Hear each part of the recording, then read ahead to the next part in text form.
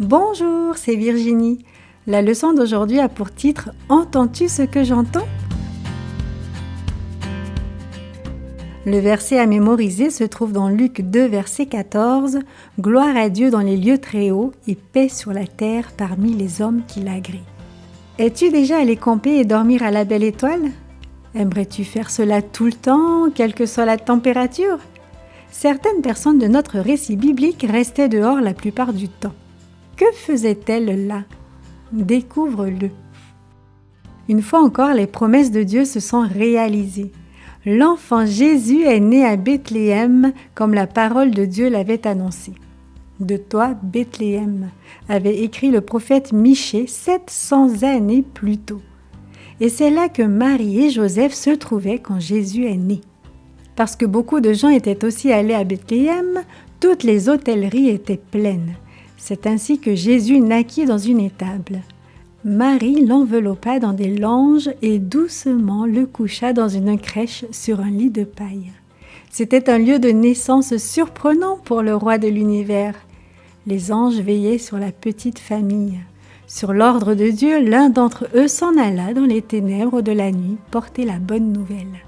Sur une colline proche, des bergers gardaient leurs troupeaux de brebis. L'une des choses les plus difficiles dans le métier de berger était de rester dehors dans les champs toute la nuit. Les bergers devaient rester éveillés au cas où des ours ou des loups viendraient attaquer les brebis. Il leur fallait être prêts à chasser les animaux sauvages. C'était une énorme responsabilité. Tout en surveillant leurs brebis, ils discutaient des anciennes prophéties. Quand ces choses auront-elles lieu, se demandait-il. Le temps est certainement arrivé. Tout à coup, ils virent un ange étincelant. Un ange leur apparut, un être si brillant qu'ils ne pouvaient le regarder.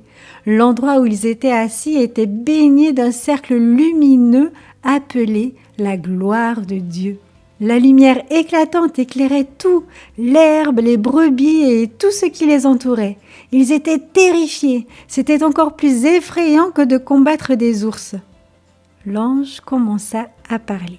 Soyez sans crainte, car je vous annonce la bonne nouvelle d'une grande joie qui sera pour tout le peuple. Aujourd'hui, dans la ville de David, il vous est né un sauveur qui est le Christ, le Seigneur. Et ceci sera pour vous un signe. Vous trouverez un nouveau-né emmailloté et couché dans une crèche. Avant que les bergers aient eu le temps de cligner de l'œil, un immense chœur d'anges apparut dans le ciel. Quel merveilleux spectacle!